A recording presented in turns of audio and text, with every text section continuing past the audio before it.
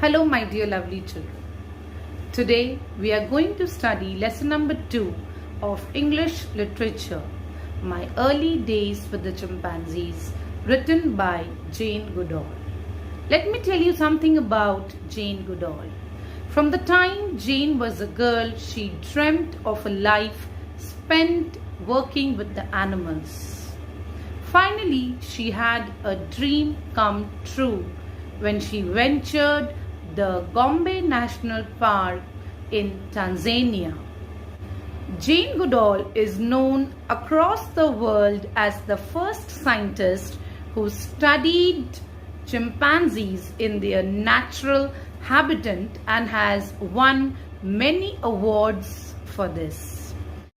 During her expeditions, she learned a lot about the life of the chimps.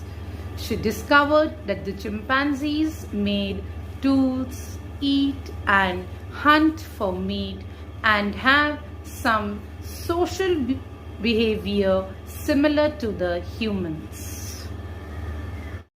Jane Goodall is an expert on wild chimpanzees. So let's get started with the lesson. July 16, 1960 was a day I shall remember all my life. It was when I first set foot on the shingle means small stones, and sand beach of Chimpanzee land, that is Gombe National Park. I was 26 years old. Mum and I were greeted, means welcomed, by the 2 African game scouts. Scouts are caretakers of animals in a park, who were responsible for protecting the 30 square miles of the park. They helped us find a place where we would put up our old ex-army tent. We chose lovely spot under some trees near the small fast flowing Kakumbe stream. Early morning, I got up when I heard the alarm clock at 5:30 a.m. I ate a couple of slices of bread and had a cup of coffee from the flask. Then I set off climbing to where I thought the chimps might be. Most often I went to the peak. Peak means mountains. I discovered that from this high place I had a splendid means magnificent, view in all directions. I could see chimps moving in the trees and I could hear if they called. At first I watched from afar through my binoculars and never tried to get close.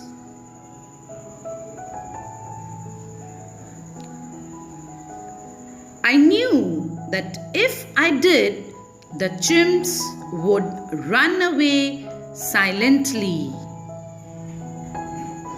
Gradually, I began to learn about the chimps' home and how they lived. I discovered that most of the time the chimps wandered means roamed about in small groups of 6 or less. Not in a big troop means group, like the baboons. Baboons are also a type of monkey. Often a little group was made up of a mother with her children, or 2 or 3 adult males by themselves. Sometimes many groups joined together, especially when there was delicious ripe fruit on one big tree. When the chimps got together like that, they were very excited, made a lot of noise, and were easy to find. Eventually means gradually, I realized that the chimps I watched from the peak were all part of one group, a community.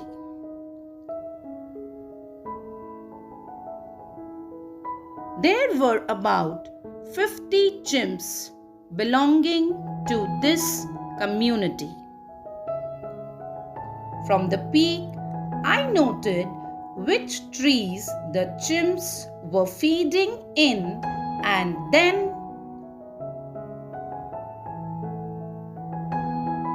when they had gone, I scrambled down, means moved down, and collected some of the leaves, flowers, or fruits so they could be identified later. I found that the chimps eat mostly fruits but also a good many kinds of leaves. Blossoms means flowers, seeds and stems. Later, I would discover that they also eat a variety of insects and sometimes hunt and kill prey animals to feed on meat. During those months of gradual discovery, the chimps were very slowly began to realize that I was not so frightening at all.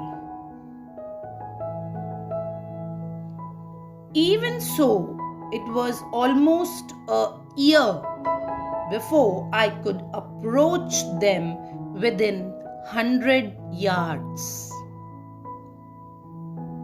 And that is not really very close. As time went by, I began to learn more about the other creatures that shared the forests with the chimpanzees.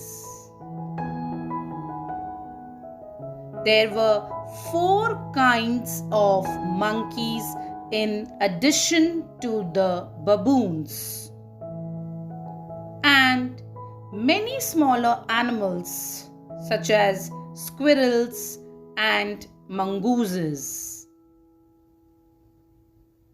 There were also a whole variety of nocturnal creatures. Nocturnal creatures means animals that come out during night time.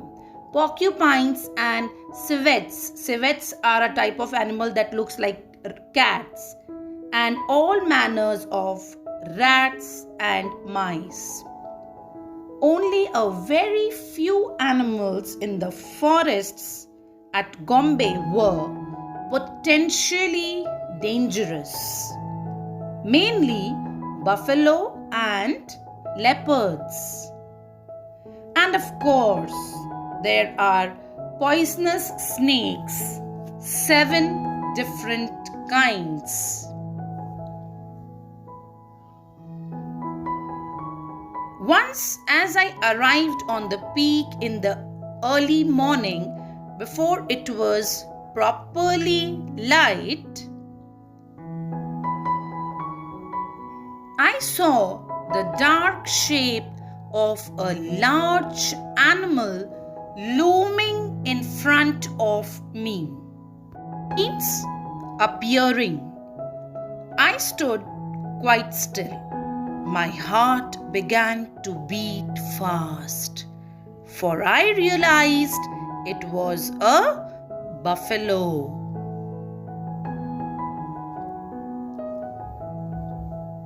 Many hunters fear buffalo more than lions or elephants. By a lucky chance, the wind was blowing from him to me, so he couldn't smell me. He was peacefully grazing in the opposite direction and chewing his cud. He hadn't heard my approach. I always try to move as quietly as I can in the bush. So, though I was only 10 yards from him, he had no idea I was there. Very slowly, I retreated. Retreated means moved back. Another time, as I was sitting on the peak, I heard a strange mewing sound. I looked around, and there, about 15 yards away, a leopard was approaching. I could just see the black and white tip of its tail above the tall grass. It was walking along the little trail that led directly to where I sat. Trail means footprints. Leopards are not usually dangerous unless they have been wounded. Very silently, I moved away and looked for chimps in another valley. Later, I went back to the peak. The peak began to feel like home. I carried a little tin trunk up there. In it, I kept a kettle, some sugar and coffee, and a tin mug. Then, when I got tired from a long trek to another valley, I could make a drink in the middle of the day. I kept a blanket up there too, and when the chimps slept near the peak, I slept there so that I could be close by, means nearby, in the morning. I loved to be up there at night, especially when there was a moon. If I heard the coughing grunt of a leopard, I just prayed and pulled the blanket over my head.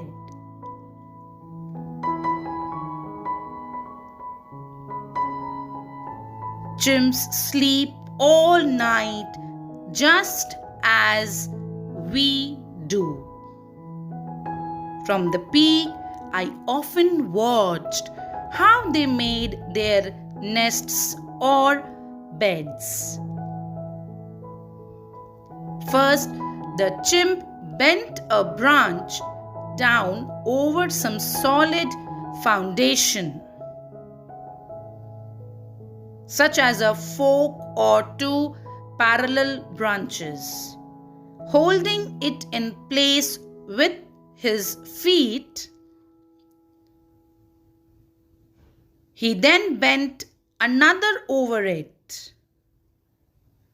Then he folded the end of the first branch back over the second.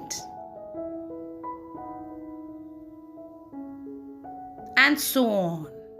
He often ended up picking lots of small, soft, leafy twigs to make a pillow. Twigs are small branches. Chimps like their comfort. I have learned over the years that infants, means babies, slept in their nest with their mothers until they are about 5 years old or until the next baby is born and the other child has to make its own bed. I never returned to camp before sunset, but even when I slept on the peak, I first went down to have supper. Supper means evening meal with Mum and tell her what I had seen that day. And she would tell me what she had been doing. Mum set up a clinic. She handed out medicine to any of the locals, mostly fishermen who were sick.